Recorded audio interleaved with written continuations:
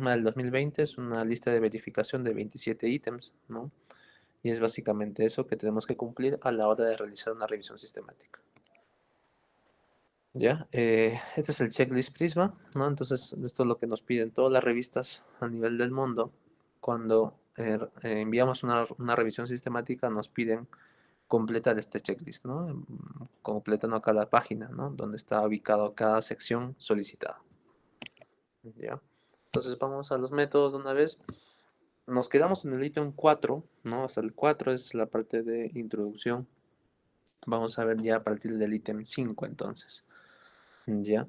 Y el ítem 5 nos habla de especificar, ¿no? Los criterios de inclusión y exclusión de la revisión.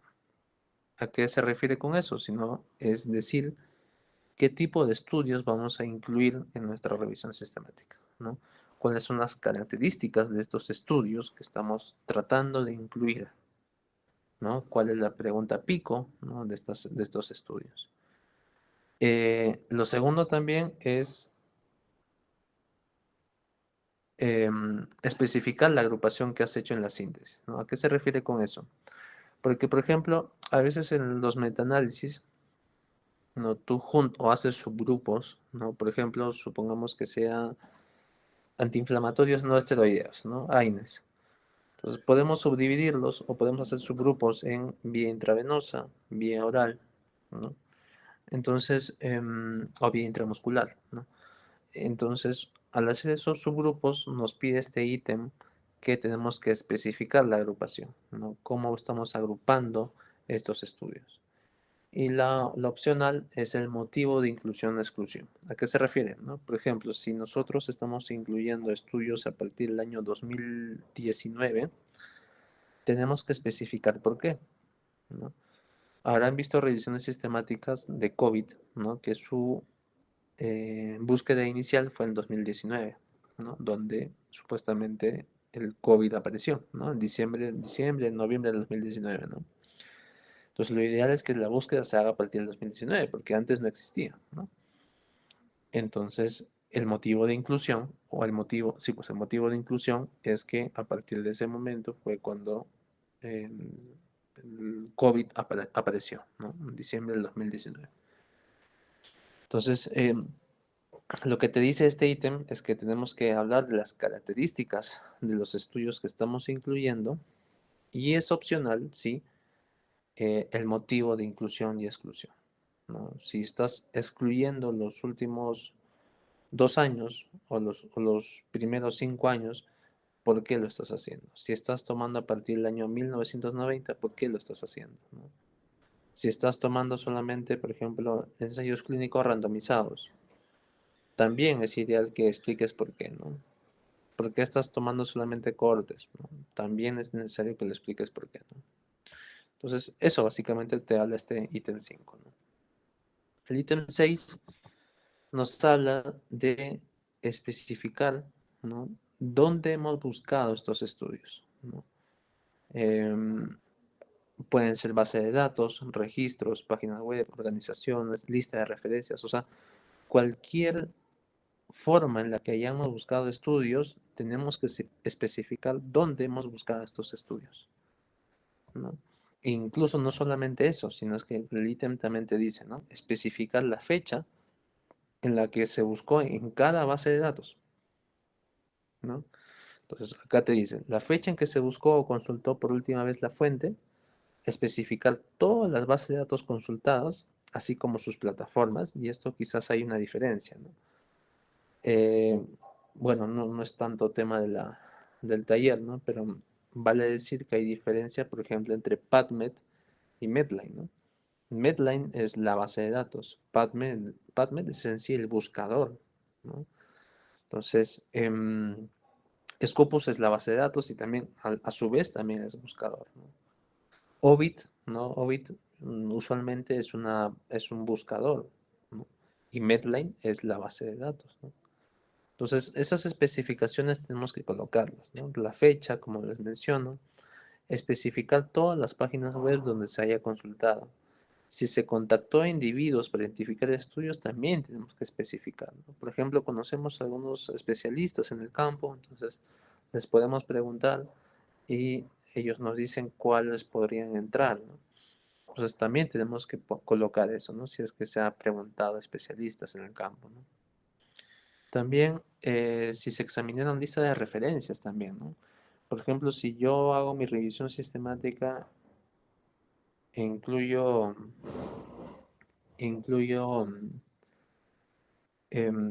20 artículos, ¿no? Entonces, tengo la opción de que de esos 20 artículos pueda buscar las referencias de cada uno de esos 20 artículos, ¿no?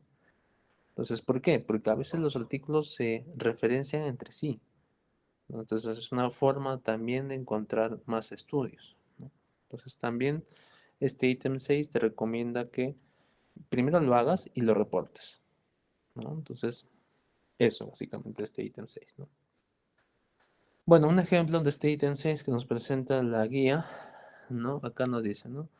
La fecha exacta incluso de cuando se hizo la búsqueda, quién hizo la búsqueda, en este caso el autor, las iniciales del autor, y cuántas bases de datos, ¿no? 16 bases de datos.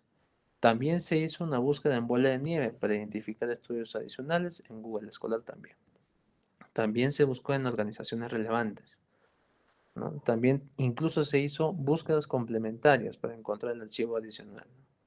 Y también te mencionan las actualizaciones de la búsqueda, ¿no? Bueno, y esta bola de nieve se refiere a que se ha buscado referencias de esos estudios incluidos, ¿no? Para que quizás se pueda encontrar más estudios, ¿no? Entonces, eso, ¿no? Hasta acá ya estamos viendo que el ítem 5 y ítem 6 es básicamente especificar qué tipo de estudios estamos buscando y en dónde estamos buscando, ¿no? El, el ítem 7, ¿no? Nos menciona que debemos reportar todas las estrategias de búsqueda de todas las bases de datos, de todos los registros, de todas las páginas, de todos donde, los lugares donde hemos buscado, debemos colocar las estrategias de búsqueda, ¿no? Y acá te dice, ¿no? Proporcionar las estrategias de búsqueda completa, línea por línea, ¿no? Palabra por palabra. O sea, este ítem te dice, ¿no? Tú tienes que reportar toda esa lista de estrategias de búsqueda, a pesar de que sea enorme, con tal que cualquier investigador de cualquier parte del mundo pueda copiar tu estrategia de búsqueda, irse a la base de datos y tener los mismos resultados que tú. Recuerden que la ciencia es reproducible. Entonces, lo ideal es que sea reproducible en todo el mundo. Entonces, tú debes dar la facilidad de entregar esas estrategias de búsqueda, ¿no? Entonces, acá, ¿no? Menciona que si se utilizó una herramienta para traducir automáticamente las cadenas de búsqueda de entre bases de datos, también se debe reportar. ¿A qué se refiere? Normalmente cuando hacemos las estrategias de búsqueda, la búsqueda madre, ¿no? Por así decirlo, es la de PubMed, ¿no? Entonces en PubMed se hace la primera estrategia de búsqueda y a partir de ahí se traduce a las demás bases de datos, ¿no? Como por ejemplo Scopus, Web of Science, Embase. Entonces, esa traducción existe en herramientas incluso online que te ayudan a traducir, ¿no? No exactas, al menos hasta hace 2 años que lo he probado, no son exactas, pero al menos te traducen en parte. Y lo otro, ¿no? Mencionar si la estrategia de búsqueda fue revisada por pares, ¿no? Si hay un proceso adicional que se ha hecho, ¿no? Algo así, ¿no? Entonces, esa es la estrategia, el ítem 7, ¿no? La estrategia completa, como ven acá, ¿no? O sea, se tiene que reportar así, ¿no? ¿No? La búsqueda se hizo el 29 de agosto del 2013 y esta es la estrategia de búsqueda. Y así, base por base. Todas las bases tienen que estar listadas. ¿Ya?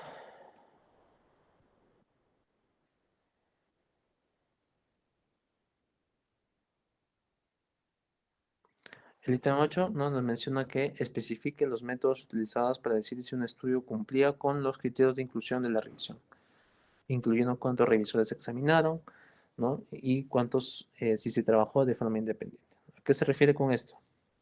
Ya hemos hecho la estrategia de búsqueda, ya hemos recolectado los estudios de las bases de datos. ¿Qué es lo que sigue? Lo que sigue es seleccionar los estudios, ¿no? Entonces, en este ítem nos dice, hay que reportar cuántos revisores, ¿no? Cuántos autores examinaron cada registro, cada artículo para ver si se incluye o no, ¿no? Recuerden que este proceso, y eso lo expliqué en el taller número 1, el proceso es primero un cribado por título y abstract y luego por texto completo, ¿no? Entonces hay que mencionar cuántos revisores se han dedicado al título y abstract, cuántos revisores se hicieron al título, al artículo completo, ¿no? Eso básicamente, ¿no? También menciona que si se ha hecho una traducción a otro idioma, recuerden que la mayoría de los artículos son en inglés, entonces tenemos que informar cómo se han traducido estos artículos, ¿no? De repente por una página web, ¿no? O por alguna otra herramienta, ¿no? Si se han utilizado algoritmos, machine learning para seleccionar, también reportarlo, ¿no? Ya se están inventando algunas herramientas online para seleccionar automáticamente los artículos, ¿no? Creo que he visto por lo menos dos, tres herramientas que sí funcionan adecuadamente, por así decirlo, ¿no? Pero no de manera al 100%. Entonces, eso no es lo que nos dice este ítem 8 en cuanto a la selección de los estudios. Entonces, acá el ejemplo, ¿no? Que nos dice tres investigadores, ¿no? Nos pone acá las iniciales de los investigadores incluso, revisaron de forma independiente, o sea, ¿a qué se refiere con independiente? O sea, cada uno hizo revisó X cantidad de artículos y luego compararon al final estos tres. No comentaron entre sí si es que incluyeron o no incluyeron, sino hasta el final, ¿no? Como dice acá, y discutieron las inconsistencias hasta que se obtuvo el consenso, ¿no? Luego en parejas se formó independientemente los títulos y resúmenes, el título y el abstract, de todos los artículos, ¿no? Si hay desacuerdo, otra vez se llega a consenso. Luego se hizo la selección a texto completo, ¿no? Leyendo el artículo completo, estos son los investigadores. Igual, si no se llegó a un acuerdo, se consultó a un tercer investigador, menciona, ¿no? Entonces, eso, ¿no? Este proceso de selección está relacionado a este ítem 8. Entonces, me permiten, en cuanto al ítem 9, ¿no? En cuanto al ítem 9 es cómo se está recopilando los datos, ¿no? O sea, ya tienes los artículos seleccionados, ya los tienes ahí. Ahora, ¿cómo se ha recopilado los datos? ¿Cómo se ha recopilado la información de cada estudio? Entonces, lo que nos dice este ítem es cuántos revisores recopilaron los datos, si fue de manera independiente o no, ¿no? Si se usó igual herramientas, ¿no? Para extracción de base de datos, también reportarlo. Si se usó algún tipo de software para extraer información de figuras, también, ¿no? Y esto, al menos en los últimos artículos que he estado publicando, he utilizado bastante esto porque hay algunos artículos que no te mencionan los datos en crudo, en número, ¿no? Sino que te los grafica y listo, ¿no? Entonces, hay inteligencias artificiales que te permiten, ¿no? Identificar los números a partir de gráficas, ¿no? Entonces, yo lo estaba reportando de esa manera, ¿no? Entonces, una vez más, este ítem está relacionado a la extracción de datos. ¿Cómo has estado extrayendo los datos, ¿no? ¿Cómo lo han estado haciendo acá, ¿no? Dice, diseñamos un formulario de extracción basado en este estudio, ¿no? Dos autores lo hicieron, ¿no? Se compararon los datos, o sea, lo hicieron de manera independiente, luego se comparó entre ellos y cualquier discrepancia se llegó a una discusión. Luego se hizo el software Refman, que es propiedad de Cochrane, para comprobar la exactitud, ¿no? Cuando la información sobre cualquiera de los anteriores no estaba clara, se puso en contacto con los autores del artículo. Entonces, eso es reportar con suma em, precaución cada paso que se ha hecho de la extracción de datos, ¿no? Entonces, eso. El ítem 10, ¿no? Ya estamos ya en la parte de extracción. Entonces, el ítem 10 nos dice, ¿no? ¿Cuáles son las variables que se han extraído o que se van a extraer, ¿no? Entonces, debemos describir los resultados, las variables que se extrayeron. También describir cualquier suposición hecha sobre cualquier información faltante, ¿no? Entonces, quizás, por ejemplo, como les digo, eh, en el artículo para hacer el metaanálisis, tienen las medias, pero el artículo no menciona las desviaciones estándar. Entonces, hay formas para imputar las desviaciones estándar. Entonces, tú estás suponiendo, no es una imputación, es una suposición. Entonces, tú tienes que reportar que tú estás haciendo una imputación en cuanto a los datos para obtener una desviación estándar, ¿no? Entonces, eso, ¿no? Este ítem está referido a eso, ¿no?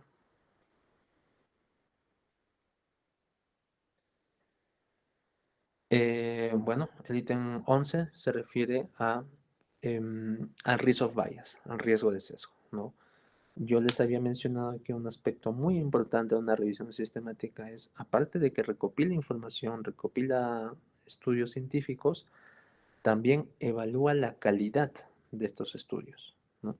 Entonces, este ítem está relacionado a eso, cómo se está evaluando el riesgo de sesgo de los estudios incluidos. Entonces, lo que te pide es especificar las herramientas, ¿no? ¿Cuál es la herramienta que se ha usado para evaluar el riesgo de sesgo? Recuerden que, por ejemplo, para ensayos clínicos es el ROP2, ¿no? O el ROP1. Para estudios de precisión diagnóstica es el QUADAS, ¿no? Para estudios no randomizados es el ROBIS, ¿no? Para estudios analíticos observacionales es el Newcastle Ottawa Scale, ¿no? Entonces, cada tipo de estudio tiene una determinada herramienta. Entonces, eso debemos reportar, ¿no? También, si es que se ha hecho alguna adaptación, ¿no? Si hemos modificado algún ítem del Newcastle Ottawa, ¿no? De estas herramientas, si hemos modificado en algo, también tenemos que reportarlo. Debemos reportar también si se hizo una evaluación de riesgo general, o sea, el Quadas, por ejemplo, no te arroja un puntaje, ¿no? Del 1 al 10, pero muchas veces los autores interpretamos del 1 al 10, entonces debemos reportar que, por ejemplo, a partir de 7 ya es buena calidad. Si es menos de 7 es mala calidad de estudio. Entonces, esas cositas, esos puntos de corte, también tenemos que reportar cuál es nuestro punto de corte para decir que es buena o mala calidad, ¿no? Y como siempre, reportar cuántos revisores han hecho la evaluación al riesgo de sesgo, ¿no? Y de qué manera, de manera independiente muchas veces, ¿no? Eso, ¿no? Entonces, este ítem, como están viendo, reporta primero la herramienta, ¿no? La herramienta ROP2, que es el riesgo de sesgo para ensayos en ROP2, ¿no? Empleando la guía adicional, ¿no? Y referencia, y aquí te menciona los dominios de este ROP2, ¿no? O sea, las secciones de este ROP2, ¿no? Sesgo derivado del proceso de la utilización, ¿no? Sesgo de resultados reportados, ¿no? Y luego te dice cuántos autores hicieron la revisión, ¿no? ¿De qué forma? De forma independiente, ¿no? Luego, ¿qué más dice? Cualquier discrepancia, ¿no? En los juicios se resolvió mediante discusión para llegar a consenso, ¿no? Luego, ¿qué más nos dice? Siguiendo la guía, derivamos un resumen general del juicio, riesgo de sesgo, bajo, con algunas preocupaciones, y alto, ¿no? Dependiendo de algún puntaje, ¿no? Entonces, eso básicamente, ¿no? Es reportar cómo se ha estado evaluando el riesgo de sesgo. El ítem 12, ¿no? Hasta ahí, no sé si tuvieran alguna pregunta de pasar al ítem 12. Doctor, disculpe una pregunta. Sí, sí, dime, dime. Por ejemplo, mencionó sobre PubMed, cuando se realiza una base de, una forma de búsqueda, mencionó algo de traducción. Para dicha traducción también se puede usar la guía como ChatGPT, entre otros. Bueno, de que se puede, pero yo no recomiendo eso porque no es exacto, lamentablemente. Yo ya lo he ¿O intentado. cuál sería el más exacto, doctor? Disculpe. No hay. Yo lo que hago siempre es hacerlo manualmente. ¿Cómo? No le escuché, Sí. disculpe. O sea, no hay otra manera porque yo lo hago manualmente. Yo ya he probado otras herramientas de traducción y no me han funcionado. Sí. Creo que hay una página, no sé si habrá mejorado porque la última vez que lo probé fue el año pasado, pero se llama Translator. Translator Search Strategy. Algo así puedes buscar en Google. Porque, como te digo, lo he buscado, ¿no? Pero no he conseguido algo bueno, la verdad. Entonces yo lo que recomiendo es que lo hagan de manera manual, por ahora, ¿no? Hasta que quizás la inteligencia artificial mejore, ¿no? ¿Alguna otra pregunta? Ok, entonces continuamos. Entonces, el ítem 12, ¿no? Se refiere a especificar, ¿no? cuáles son las medidas de efecto, ¿no? que se va a usar. Recuerden que las medidas de efecto, las medidas de asociación, ¿no? son de diferente tipo, ¿no? Para variables dicotómicas, para variables continuas, ¿no? Riesgo relativo, por ejemplo, ¿no? La razón de prevalencias, el loss ratio, ¿no? que sirven para variables dicotómicas o para variables politómicas en general. Para variables numéricas es la diferencia de medias, ¿no? O también la diferencia de medias estandarizada, ¿no? Entonces eso, ¿no? Lo que nos dice es esto, ¿no? Especificar por cada resultado, por cada outcome, qué, qué resultado estamos buscando, ¿no? El riesgo relativo, el loss ratio, ¿no? Y si los resultados sintetizados se reexpresaron a una medida de efecto diferente, informar cómo se hizo. Esto me pasó una vez, ¿no? Cuando convertí diferencia de medias a odds ratio, ¿no? Hay una técnica, si mal no recuerdo, es el método de Chin, que te permite convertir la diferencia de medias en odds ratio, ¿no? Es un odds ratio crudo, ¿no? Pero bueno, al final de cuentas es un odds ratio, ¿no? Entonces, cuando hagas ese cambio, lo que te dice este ítem que tienes que explicar cómo lo has hecho, ¿no? ¿Qué método has utilizado? ¿Cuál es la fórmula incluso? Entonces, a ver, un poco para repasar este ítem 11, ¿no? Como les había dicho, es el riesgo de sesgo, ¿no? Es especificar cómo se ha hecho, quiénes lo han hecho, cuándo lo han hecho incluso también, ¿no? Esto es básicamente el ejemplo que nos da la guía Prisma, ¿no? El ítem 12, ¿no? Que es donde habíamos cortado, es explicar, ¿no? Cuáles son las medidas de efecto que tú estás usando, ¿no? Recuerden que las medidas de efecto de asociación pueden ser para variables categóricas o para variables numéricas, ¿no? Para categóricas es, por ejemplo, riesgo relativo, razón de prevalencia o ratio, y para numéricas o continuas es diferencia de medias, ¿no? O diferencia de medias estandarizada. Esto hablo de en metaanálisis, ¿no? ¿No? Se puede metaanalizar eso. Entonces nos dice, ¿no? Especificar por cada resultado qué es lo que hemos estado buscando por cada resultado. Para mortalidad, ¿qué hemos estado buscando? Riesgo relativo o ratio, todo eso tenemos que reportarlo. También, si los resultados sintetizados se reexpresaron a una medida de efecto diferente, también informar cómo se hizo, ¿no? Entonces, hay métodos, por ejemplo, para convertir la diferencia de medias a odds ratio crudo. Entonces, el método de Ching es uno de ellos. Entonces, debemos reportar eso, ¿no? Si hacemos ese cambio de medida de efecto, ¿no? Eso, ¿no? También, y esto es opcional, ¿no? Un poco opcional porque nos dice, por ejemplo, cuando tienes un riesgo relativo de 1.1 es muy diferente de tener un riesgo relativo de 5.0, ¿no? 1.1 es mucho más pequeño que el de 5.0, ¿no? Entonces, hay umbrales para establecer si el efecto es grande, moderado, trivial, pequeño, ¿no? Esto digo que es opcional porque yo en la mayoría de los artículos no los veo, en lo personal tampoco lo he usado, solamente una vez lo hice, pero era porque era una revisión sistemática de intervención, ¿no? Entonces, bueno, entonces ahí podría explicarse porque quería interpretar cuán grande es el efecto, ¿no? Si es más efectivo, si es efectividad poca, ¿no? Eso, ¿no? Luego también menciona justificar, ¿no? La elección de la medida de efecto, ¿no? Por ejemplo, si estamos usando diferencia de medias estandarizada, ¿por qué estamos usando diferencia de medias estandarizada?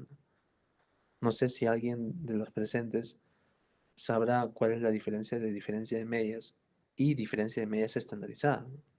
Parece algo sinónimo, ¿no? La única, la única, lo único adicional es la palabra estandarizada, ¿no?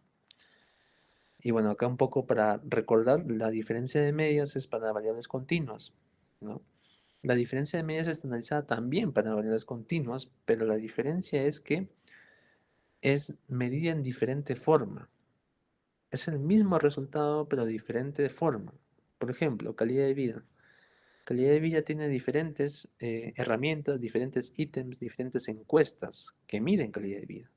O sea, todos ellos miden calidad de vida, pero en diferente forma. Algunos, por ejemplo, hacen del 0 al 10, otro del 0 al 100, otro del 0 al 50. Entonces, hacer una diferencia de medias no es dable, sino una diferencia de medias estandarizada, ¿no? Como digo, es un mismo resultado, calidad de vida, pero medida en diferentes formas porque son diferentes encuestas, ¿no? Entonces, eso, ¿no? Esto te habla el ítem 12, ¿no? Y aquí te dice, por ejemplo, ¿no? El ejemplo, te está diciendo, los resultados dicotómicos se calcularon en el riesgo relativo, ¿no? También se hizo diferencia de medias estandarizada, ¿no? Hizo intervalo de confianza al 95% para datos continuos en metaanálisis, ¿no? Y listo, ¿no? El ítem 13.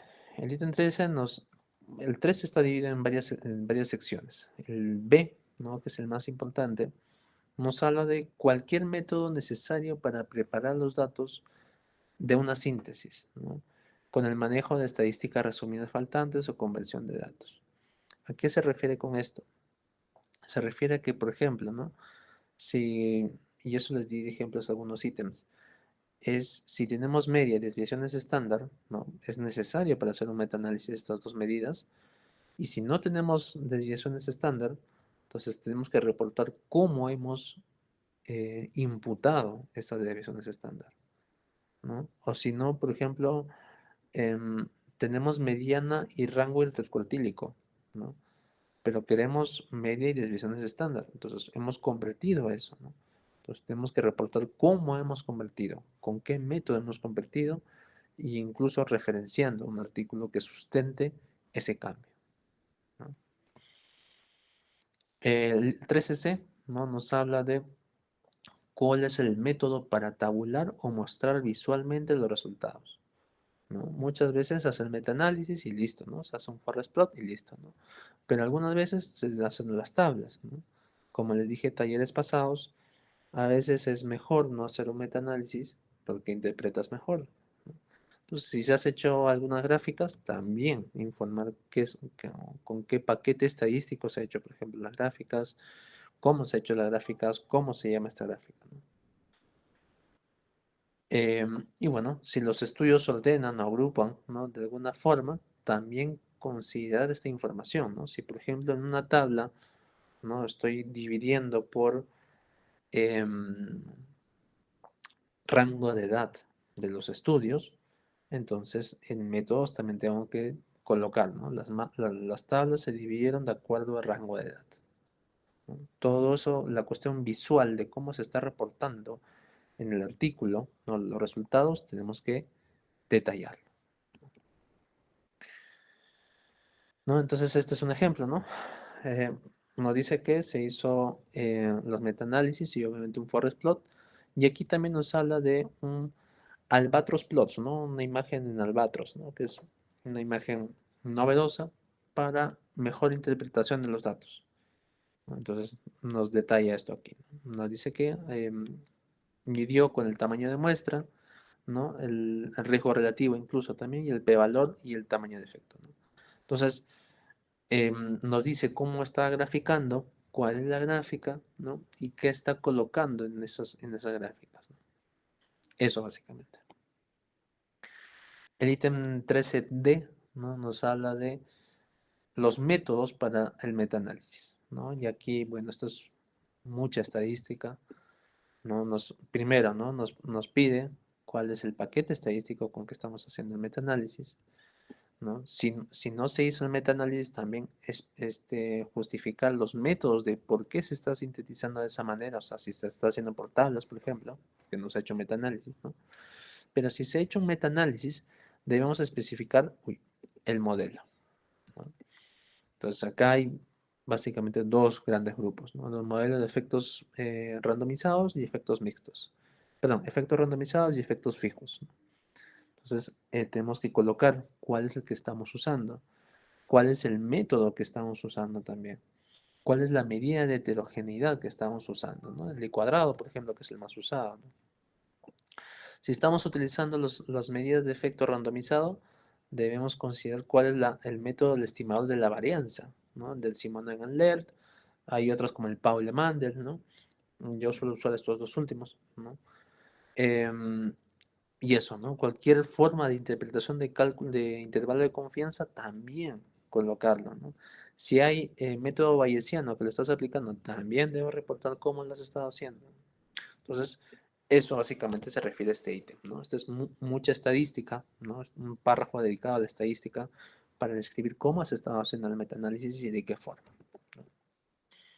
Y esto, como verán, esto es un ejemplo, ¿no? Entonces acá te dice que, por ejemplo, ¿no? Se usa el I cuadrado, ¿no? Considerando como punto de corte el 75%, ¿no? Se hizo en Stata versión 14, se utilizó los efectos randomizados con un intervalo de confianza del 95%.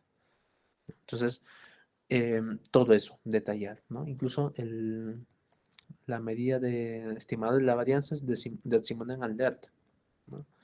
Entonces, eso básicamente es interpretar, ¿no? Es colocar todos los métodos que hemos estado usando de manera estadística, ¿ok? El ítem 13E, ¿no? Es cualquier método utilizado para explorar las posibles causas de heterogeneidad. ¿A qué se refiere con eso? ¿No? Habrán visto en algunas revisiones sistemáticas que se hace análisis de subgrupos, se hacen metaregresiones, ¿no? Que son análisis estadísticos como subanálisis estadísticos del metaanálisis, ¿no? Por ejemplo, un análisis de subgrupos es dividir los estudios en grupos, ¿no? Como, por ejemplo, podemos dividir entre los estudios en población americana y el otro grupo que sean los estudios en población europea, ¿no? Entonces, puedo hacer esa división, un análisis para los subgrupos y ver que quizás haya diferencias, ¿no? Quizás los europeos tienen mayor riesgo relativo que los americanos, o viceversa, ¿no? Entonces, eso podría explicar la heterogeneidad entre los estudios, ¿no? Entonces, eso es lo que te está pidiendo básicamente. Si haces un análisis de subgrupos, tienes que reportar cómo lo has hecho, ¿no? Y eso básicamente, ¿no? El 13F, ¿no? Nos habla de análisis de sensibilidad. ¿Qué es un análisis de sensibilidad? Un análisis de sensibilidad es rehacer el análisis, ¿no? Tú estás rehaciendo el análisis, pero con otro método, con algo o quitando algo, ¿no?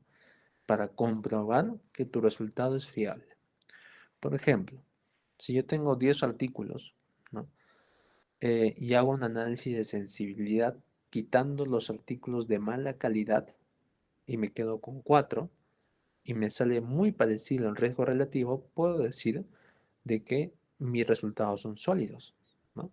Porque así quitando los estudios malos, tengo casi el mismo resultado, ¿no? Entonces, eso básicamente, ¿no? Debemos proporcionar los detalles de los análisis de sensibilidad, ¿no? Y si no se si no se preespecificó en el protocolo, si en el protocolo no se escribió que hubo análisis de sensibilidad o de subgrupos o de metaregresión, también debemos colocar, ¿no? De que se hizo a posteriori, ¿no? Posterior al protocolo, ¿no? Cuando teníamos los datos, ahí lo hicimos, ¿no? Ahí lo hicimos, ¿no? Entonces, debemos también ser veraces con la información, ¿no? Si no lo pensamos antes, debemos reportarlo también como a posteriori, ¿no? Si los estudios se ordenan o agrupan dentro de la tabla de gráficos, también considerar cuál es el orden, cuál es el grupo elegido. El ítem 14, ¿no? Se refiere al publication bias, al sesgo de publicación. Y esto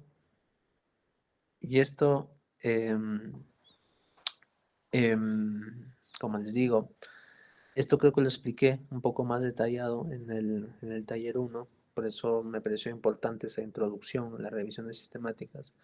Y el sesgo de publicación se refiere a eh, cualquier sesgo, cualquier error sistemático en la que no podamos encontrar artículos o que no hayamos seleccionado artículos por algún motivo, ¿no? Por ejemplo, si solo hicimos búsqueda en PubMed y en Google, estamos generando el sesgo de publicación, porque no estamos viendo Scopus, ni Web of Science, nada, ¿no? Entonces, estamos generando un sesgo de publicación. Entonces, eso, ¿no? Para comprobar el sesgo de publicación, creo que les había explicado que hay métodos estadísticos, métodos gráficos, ¿no? Los métodos gráficos como el funnel plot, los métodos estadísticos como el test de Bex o el test de Eger, ¿no? Que nos ayuda a saber o la posibilidad de que haya un sesgo de publicación, ¿no? Entonces también debemos reportar esto, ¿no? Aunque esto es opcional, este ítem es opcional porque solamente se usa cuando el ítem, perdón, cuando tengo más de 10 artículos, ¿no? Cuando tengo más de 10 artículos y hago mi metaanálisis de más de 10 artículos, ahí puedo hacer estos análisis, ¿no? No es recomendable que cuando haya 2, 3, 4, 5 artículos incluidos en tu metaanálisis. Entonces, eso. Y bueno, el ítem 15, ¿no? Es ya el último ítem relacionado a métodos y está relacionado a la certeza y la evidencia. Habíamos hablado en el taller 1 también sobre la certeza de la evidencia, que es la confianza que tenemos en el resultado que tenemos en nuestro metaanálisis. Si nuestro metaanálisis arroja que es un riesgo relativo de 2.0, ¿cuál es la confianza que tenemos con eso?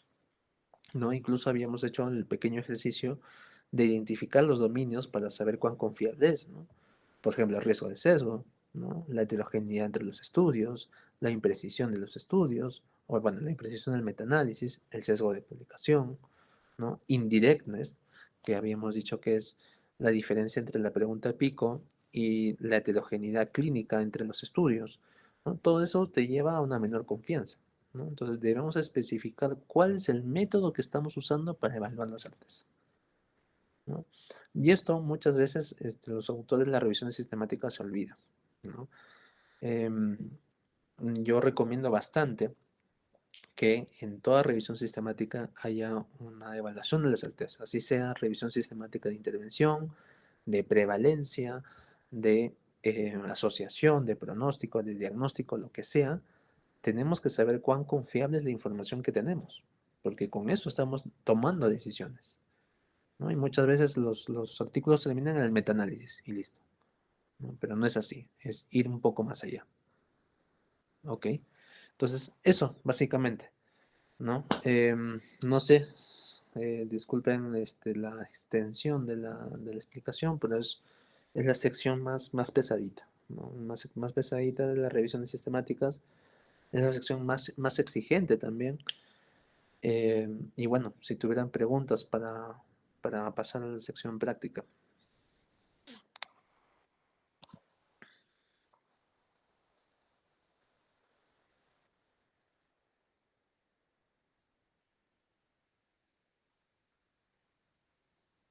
Doctor, una pregunta. ¿Cuáles serían los errores más comunes que se evidencia cuando se empieza a redactar en esta parte de la metodología? Los errores. Em, Primero, lo último que dije sobre la certeza de la evidencia. em, muchos de los autores de las revisiones sistemáticas no saben qué es certeza de la evidencia y les invito a estudiar el GRADE, ¿no? Creo que puedo enviar una página, les voy a enviar una página después, para que lean. Es un manual muy extenso y que quizás les abra un poco la mente porque es necesario, como les digo, saber cuán confiable es la información, ¿no? Eso, porque lamentablemente muchos de las revisiones sistemáticas terminan en el metaanálisis y listo. Pero no, hay que saber cuán confiable es el metaanálisis, ¿no? Eso es el error más frecuente que he visto. Luego de eso, el segundo que más he visto es metaanalizar por metaanalizar, que es justo lo que hablamos en el taller uno, ¿no? No se debe metaanalizar siempre. A veces es muchísimo mejor no metaanalizar que no hacerlo, ¿no? A veces, y como verán, les tengo un ejemplo en la vida real que recientemente se me aceptó un artículo de revisión sistemática en la revista Plus One. Entonces, y es una revisión sistemática sin metaanálisis, ¿no? Que justamente decidimos no hacer el metaanálisis porque no convenía, ¿no? Y bueno, si leen el artículo, vamos a ver en la parte práctica, leen el artículo y ya explicamos por qué, ¿no? ¿Por qué no hicimos el metaanálisis? Y lo tercero es las bases de datos, ¿no? Em, como investigadores o las revisiones sistemáticas o quienes realizamos revisiones sistemáticas, debemos contar con las bases de datos científicas más importantes del mundo, ¿no? Porque PubMed es gratuita, ¿no? No hay problema con eso. El siguiente es Scopus, Web of Science, Embase, ¿no? Esas tres, como mínimo, al menos una institución dedicada a la investigación debería tener, ¿no? Lamentablemente en nuestro país son muy pocas las instituciones que tienen estas bases de datos. Entonces, eso, ¿no? Como le digo, el no tener acceso a la base de datos te genera un sesgo, ¿no? Porque o sea, imagínense que es como un estudio observacional, ¿no? Que van al hospital a captar pacientes y pónganse que tienen 5 pabellones en los que hay pacientes y ustedes planifican entrar a los 5 pabellones a recolectar a todos los pacientes. Pero pónganse de que 4 de ellos no les permiten, por cualquier motivo, y solamente pueden a uno, ¿no? Es lo mismo, ¿no? Porque te estás limitando los estudios, que es el sustrato de las revisiones sistemáticas. Entonces, tú al no tener acceso a los 5 pabellones, estás generando sesgo, porque no puedes interpretar o no puedes extrapolar los resultados que vas a tener en este pabellón a los 5 pabellones, ¿no? Y tus resultados son muy probablemente falsos, ¿no? Entonces, eso básicamente son los 3 errores que cuando he sido revisor de revistas he chocado con eso. Eso. No sé si tuvieran alguna otra pregunta. Sí, doctor, disculpe. Con lo último que dijo, se puede relacionar con, por ejemplo, eh, tengo un artículo de una revista y soy una revista sistemática. Pero el artículo de esta revista me pide un pago, digamos, de $30 y yo no tengo ningún método y lo excluyo. Entonces, ¿asemeja lo que usted dice eso? Sí, Ah, ya. sí. Porque, como te digo, es como si el paciente a quien estás recolectando te dice, mira, ¿sabes qué? Para responder tus preguntas de tu encuesta, tienes que pagarme 200 soles. Entonces, obviamente tú no tienes el dinero o no vas a pagar a cada paciente 200 soles. Entonces, tú excluyes al paciente. Pero a la hora de excluir al paciente, tú ya estás generando un sesgo. Porque no estás interpretando, no, bueno, no puedes extrapolar para toda la población. Igual aquí. Si no tienes acceso a un artículo, cabe la posibilidad de que este artículo, ¿no? genere controversia con los demás, sea contradictorio, o sea, lo último, ¿no? Para dar un buen metaanálisis y tener una alta confianza. Entonces te estás perdiendo mucho ahí, ¿no? Eso. ¿Alguna otra pregunta que tenga? Gracias por tus preguntas, José. Ok. Entonces, a ver, Kelly nos pregunta, ¿en el caso de revisiones bibliográficas sucede lo mismo? ¿A qué te refieres con revisiones bibliográficas de literatura? ¿Te refieres a revisiones narrativas? ¿Te refieres a eso, Kelly? Ok, ok, ok. Sí, es una muy buena pregunta. Em, Hay que diferenciar entre una revisión sistemática y una revisión narrativa. Una revisión sistemática cumple las características que les había mencionado en el taller uno, ¿no? En el taller uno les había dicho que las revisiones sistemáticas tienen un orden explícito.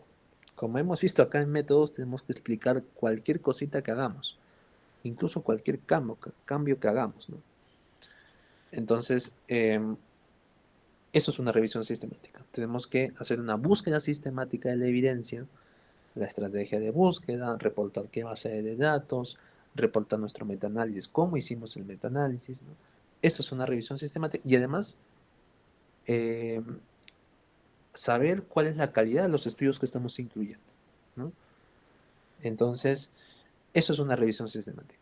Pero una revisión narrativa no cumple con estas características necesariamente. Una revisión narrativa es, bueno, casi lo considero como una monografía, ¿no? Porque la diferencia entre una monografía y una revisión narrativa es muy poca, ¿no? Porque la revisión narrativa no te dice, por ejemplo, cuántas bases de datos están cubiertas, no te analiza la calidad de los estudios incluidos, obviamente no te hace un metaanálisis, ¿no?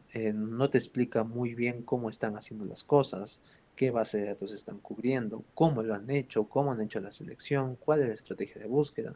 O sea, te dicen muy, muy pocas cosas, ¿no? Si es que no es nada.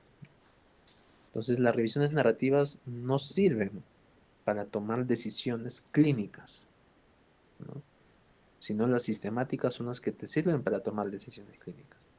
La literatura tiene el objetivo de introducirte en el tema, ¿no? O sea, si tú estás leyendo una revisión narrativa de síndrome de Guillain-Barré, es ideal que comiences con una revisión narrativa, ¿no? Porque te introduce al tema, ¿no? Te dice, por ejemplo, la definición, la epidemiología, ¿no? Cómo es el tratamiento, el diagnóstico, el pronóstico y todo eso. Pero cuando tengas una pregunta clínica y decir, ¿cuál es el mejor tratamiento? O el tratamiento entre inmunoglobulina versus plasmaféresis, ¿cuál es mejor? Tú buscas una revisión sistemática. ¿No? No buscas una revisión narrativa para comparar dos intervenciones, una pregunta clínica. Entonces eso, ¿no? No sé si respondió eso a tu pregunta, Kelly. Entonces, bueno, entonces creo que no hay más preguntas. José, sí. Doctor, disculpe una pregunta más.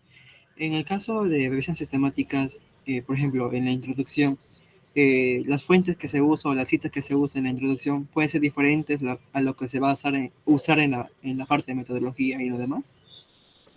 Claro, sí, sí, sí, sí. Puede ser igual o diferente, no importa, no importa, no hay importancia en eso. Ya, listo. Entonces, a ver, lo que vamos a hacer ahorita, uy, eh, vamos a les invito a leer 3 artículos. Uno de ellos acaba de ser aceptado, que es que es una revisión sistemática sin metaanálisis, para que vean la diferencia. Y como les digo, muchas veces no hacer un metaanálisis es muchísimo mejor que sí hacerlo. Y ese es un claro ejemplo.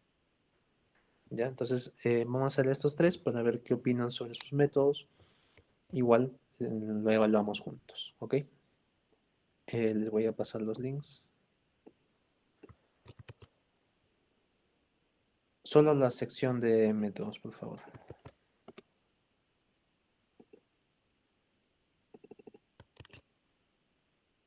Entonces, léanlos, por favor, y a ver qué opinan.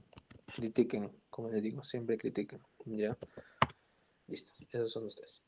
Ok, falta de taller, fecha de la cual fueron tomados los artículos. Los artículos. Ya. Ok. Ya. Comenzamos con el primero. Ya se ve mi pantalla. Uy, mi cámara. Ya, entonces, este es el primer artículo. Ya lo habíamos visto en el taller 2. Sí. Entonces, bueno, una vez más, la sección de métodos está dedicada, en primer lugar, a mencionar que se ha hecho con el reporte Prisma, ¿no? Que es lo que hemos estado haciendo ahorita, ¿no? Hemos estado estudiando ahorita eso. El protocolo de investigación, siempre cuál es el código, las bases de datos, ¿no? Hasta qué fecha se hizo la búsqueda sistemática, en este caso hasta octubre del 2021. La estrategia de búsqueda completa la estamos viendo en el material suplementario, ¿no? No hubo restricción al lenguaje, ¿no? Estamos diciendo y que también estamos buscando en las referencias bibliográficas de los estudios, ¿no? Como criterio de elegibilidad, también estamos mencionando cuáles son los criterios de inclusión de los estudios que estamos buscando, ¿no? Y estamos excluyendo revisiones sistemáticas, narrativas, estudios en no humanos, reportes de caso.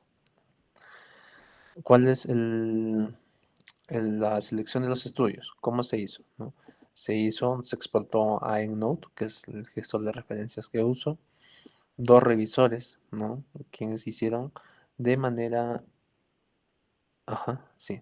Entonces hicieron una manera peer review, ¿no? Independientes, son sinónimos, ¿no? Entonces, 2 revisores, sus iniciales, de los autores, cualquier plataforma utilizaron, y cualquier discrepancia fue resuelta mediante consenso con o algún tercer autor, ¿no? La lista de los excluidos también se menciona, ¿no? Entonces, eso también es un punto importante, porque mencionar cuáles fueron los estudios excluidos en la fase de selección a texto completo y el motivo de exclusión, ¿no? También es un acto de transparencia, ¿no? Entonces, eso hicimos, ¿no? Entonces, nuestra lista de estudios excluidos está en el material suplementario. ¿Cuáles fueron nuestros resultados? ¿No? Nuestros resultados fueron tal, ¿no? En este caso fue la escala MRC, la escala Hughes también, con un rango de 0,6, de 0,5, ¿no? También hemos visto falla respiratoria, ¿no? También como resultado. La extracción de datos, quiénes hicieron, cuántos lo hicieron, de qué manera, ¿no? Independientemente, menciona. Y bueno, si hubo cualquier discrepancia, con un consenso, ¿no? O ayuda de un tercer autor, ¿no? Y acá menciona también el nombre del autor. También nos dice que hemos estado extrayendo, ¿no? El título, el primer autor y todo eso. El riesgo de sesgo. ¿Cómo se hizo el riesgo de sesgo? Habíamos dicho que se menciona la herramienta, en este caso el Newcastle Ottawa Scale, ¿no? Por dos autores, ¿no? Acá se menciona quiénes son los autores, cualquier discrepancia se resuelve mediante consenso. También habíamos dicho que se menciona cualquier punto de corte para delimitar si es de bajo riesgo de sesgo, de moderado riesgo de sesgo o alto riesgo de sesgo. También debemos saber eso, ¿no? Y el análisis estadístico, ¿no? Un párrafo entero al análisis estadístico, ¿no? ¿Cuáles fueron, si hicimos metaanálisis o no? ¿No? Incluso mencionamos, ¿no? Se planificó un análisis, un metaanálisis, pero en algunos, ¿no? No fue posible esto, ¿no? Porque no se obtuvo suficiente data, ¿no? Y se realizó una síntesis narrativa. Pero los que sí hicimos metaanálisis realizamos con efectos randomizados, efectos aleatorios, ¿no? Con el método de Simon and Laird, ¿no? También mencionamos el I cuadrado, que es nuestra prueba para la heterogeneidad, cuál es el paquete estadístico. También mencionamos, ¿no? De manera muy sucinta, pero mencionamos los análisis de subgrupos, ¿no? Utilizamos mediante los diferentes criterios diagnósticos, ¿no? Y también hicimos un análisis de sensibilidad, el Leave One Out. Leave One Out, en traducción en inglés, es descartar estudio por estudio, ¿no? Si hacemos, por ejemplo, acá está, ¿no?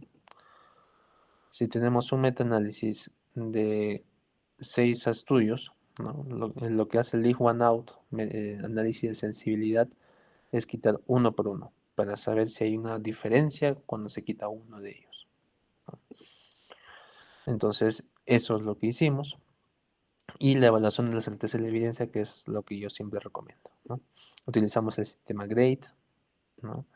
¿Cuáles son los dominios? ¿No? Hemos hablado del riesgo de sesgo, imprecisión, indirectness, heterogeneidad, sesgo de publicación, ¿no?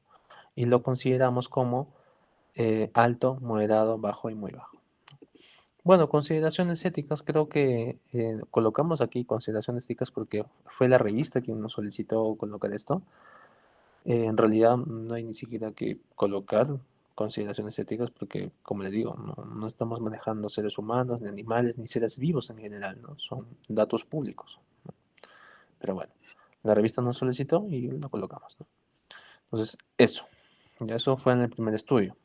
En el segundo estudio, que creo que es este, sí, es el que recientemente se ha publicado, en junio, hace una semana. A ver, vamos a la parte de métodos, ¿no? Es muy similar, ¿no? Mencionamos que utilizamos el prisma, mencionamos el código del protocolo, los criterios de elegibilidad, ¿no? De los estudios que pretendemos buscar. También, bueno, fuimos un poco más explícitos acerca de cuál es la fórmula que utilizamos para em, nuestras variables fueron el índice triglicérido de glucosa y el índice triglicérido HDL. Entonces hay diferentes formas de medir esto, ¿no? Hay fórmula A y fórmula B. Por eso lo hicimos así, ¿no? ¿Qué base de datos consultamos? ¿Cuál es la estrategia completa? ¿No? La selección de los estudios, quiénes lo hicieron, cómo lo hicieron, ¿no? Y qué pasa cuando no llegaron a consenso, ¿no? Mencionamos que la opinión de un tercer revisor, en este caso yo, ¿no? Están mis iniciales ahí. Y bueno, eso, ¿no? La extracción de datos, quiénes lo hicieron, cómo lo hicieron, qué pasa si es que no llegaron a consenso, qué extrajimos, ¿no? Título, los datos numéricos, ¿no? Valor predictivo negativo, valor predictivo positivo, ¿no? Cómo se calculó, ¿no? Y siempre mencionamos que cualquier discrepancia fue resuelta mediante consenso. En Risk of Bias también mencionamos cuál es la herramienta para estudios diagnósticos de precisión diagnóstico, QUADAS 2, ¿no? ¿Quiénes lo hicieron? ¿No? Los dominios de la herramienta, ¿no? Y bueno, eso, ¿no? Acá un poco fuimos un poco más explícitos, ¿no? Porque nos encontramos que para evaluar la resistencia a la insulina, el gold estándar no, no había sido encontrado en ninguno de los estudios. Por lo tanto, pues lo bajamos en todos, ¿no? Bajamos el riesgo de sesgo en todos los estudios. Síntesis narrativa, porque no hicimos metaanálisis, ¿no? Y aquí mencionamos, ¿no? Porque hubo una heterogeneidad metodológica y clínica alta entre los estudios, no realizamos el metaanálisis. Entonces, por esta razón, aplicamos una síntesis narrativa. Y aquí explicamos un poquito qué es una síntesis narrativa, ¿no? Cuál es la guía que hemos usado para síntesis narrativa, y esta es la guía, ¿no? Para realizar revisiones de síntesis narrativa, y cuáles son los pasos que hemos hecho, ¿no? Son 4 pasos al final de cuentas, ¿no? Miren cómo estamos siendo muy explícitos en cuanto a lo que hemos hecho. Y lo último es la certeza de la evidencia, ¿no? ¿Quiénes lo hicieron? ¿No? Los autores. ¿Cuáles son los dominios que utilizaron? ¿No? 6 dominios, dicen: diseño de estudio, risk of bias, imprecisión, ¿no? Y bueno, cualquier adaptación, como les había mencionado, se tiene que mencionar. Y es más, ¿no? Incluso como no hay una evaluación de la certeza cuando son resultados narrativos, propusimos, ¿no? Un método para tomar decisiones, y está en materia suplementaria. Entonces, eso. Ya creo que había un comentario con este artículo. Falta detallar fecha en la cual fueron tomados los artículos. A ver, vamos a ver. Em, bueno, aquí dice abril 2024. No sé si te refieres a eso. O sea, hicimos la búsqueda sistemática en abril de 2024 en todas estas bases. No sé si te refieres a eso. Pero bueno. Entonces, eso. Seguimos al último, ¿no? Para no dilatar el tiempo. Este es el Umbrella, ¿no? Sí, el Umbrella Review. Una vez más, seguimos la guía Prisma, dónde es el protocolo, cuáles son las bases de datos que hemos cubierto, cuál es la fecha, ¿no? Junio del 2023. La estrategia de búsqueda fue adoptada de PubMed hacia las demás, y tenemos el material suplementario donde están las estrategias de búsqueda completas. No hemos hecho restricción de lenguaje o fecha de publicación, cuáles son los criterios de inclusión y exclusión, cómo se seleccionó los estudios, ¿no? con el software Ryan, quiénes lo hicieron, ¿no? Y bueno, la lista de excluidos completa también está en material suplementario. ¿Cuáles fueron los resultados? ¿Bajo qué definición? Siempre con referencias. ¿Cómo se extrajo? ¿Quién extrajo? 2 autores, en este caso yo también me incluí ahí. ¿Cómo se resolvió mediante consenso, ¿no? O también con ayuda de un tercer autor, ¿no? ¿Qué se extrajo, ¿no? Título del estudio, primer autor, número de estudios incluidos, la descripción de la epilepsia. Los métodos para evaluar la calidad de los estudios incluidos también, ¿no? Con Amstar 2 en este caso, porque son revisiones sistemáticas las que estamos incluyendo. ¿Cómo se hizo, ¿no? Si es que hubo una discrepancia, cómo se resolvió, en qué consiste esta herramienta en 16 ítems, ¿no?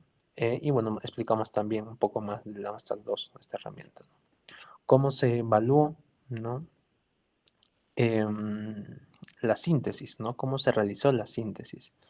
¿No? Primero dividimos, ¿no? En 4 pasos, igual, ¿no? Que en el anterior. En 4 pasos: 1, 2, 3 y 4, ¿no? El cuarto fue la certeza de la evidencia, y aquí lo detallamos también, ¿no? La certeza de la evidencia. Acá un añadido, porque este estudio es un umbrella review, porque hicimos una evaluación del overlap, ¿no? O sea, como son revisiones sistemáticas, a veces se incluyen entre ellas mismos estudios individuales, ¿no? Entonces, para ver cuál es el grado de overlapping, también hicimos un análisis estadístico, ¿no? Entonces, bueno, eso hemos detallado un poco ya en la práctica real cómo hemos hecho eso, ¿no? José Santos nos dice, si se hace el consenso con unas 3 personas y esa persona no se encuentra como en el artículo, ¿cómo se coloca en esa parte? Ah, con una tercera persona y esa persona se encuentra como en el artículo, ¿cómo se coloca? Solamente con un tercer colaborador, podrías llamarlo, ¿no? Sí, sería lo ideal. O un tercer asesor, ¿no? Sí, sin mencionar las iniciales porque no es autor, ¿no? Eso, ya. Entonces, bueno, eso sería todo, al menos por este taller. Hemos hablado un poco, no, hemos hablado bastante sobre la sección de métodos de las revisiones sistemáticas. Espero que hayan entendido y también ver la práctica, porque a veces en la vida real es distinto, ¿no? Entonces, un poco para que vean esa diferencia, ¿no? Em, Les recomiendo que lean la guía Prisma 2020 para un poco estar más detallada en cuanto a la forma de redacción de esta sección, ya que es la más amplia, la más complicada incluso. Ok, listo, entonces eso sería todo por mi parte. No sé si Lisbeth está presente o si hay alguna pregunta. Entonces, bueno, por mi parte eso sería todo. Muchísimas gracias por su atención. Espero verlos en el siguiente taller que va a ser dedicado a la sección de resultados. ¿Ya? José nos pregunta, ¿por dónde comenzar cuando se desea hacer revisiones sistemáticas? ¿Cómo por dónde comenzar? No entiendo. ¿Por dónde comenzar a redactar? Disculpe, doctor. Sí, más o menos. Le explico. Por ejemplo, si puedo comenzar con una revisión narrativa, sistemática, exploratoria, ¿cuál sería la más conveniente a una persona que recién está comenzando? Es que son cuestiones diferentes. Una revisión narrativa, como dije, es muy diferente a una revisión sistemática. Si haces una, no aprendes de la otra. Entonces, yo te recomiendo que si quieres meterte en este campo, te metas a revisiones sistemáticas. Porque narrativas es otra cosa, ¿no? Es otra cosa. No sé si haya grupos de investigación dedicados a revisiones sistemáticas. Entonces eso es mi recomendación, ¿no? Revisiones narrativas, si quieres meterte a revisiones narrativas, tendrías que concentrarte en eso. Y lo malo es que mayormente las revisiones narrativas son solicitadas por las revistas. No son, no es que tú hagas una revisión narrativa y lo envíes a la revista y te acepte, sino es que la revista te identifica como experto en el tema y te pide una revisión narrativa. Muchas veces pasa eso. Entonces, te sugiero que vayas por el lado de revisiones sistemáticas. Bueno, entonces eso sería todo. Lisbeth, bueno, ya. Entonces quedamos así. Muchísimas gracias a todos y cuídense bastante. Adiós.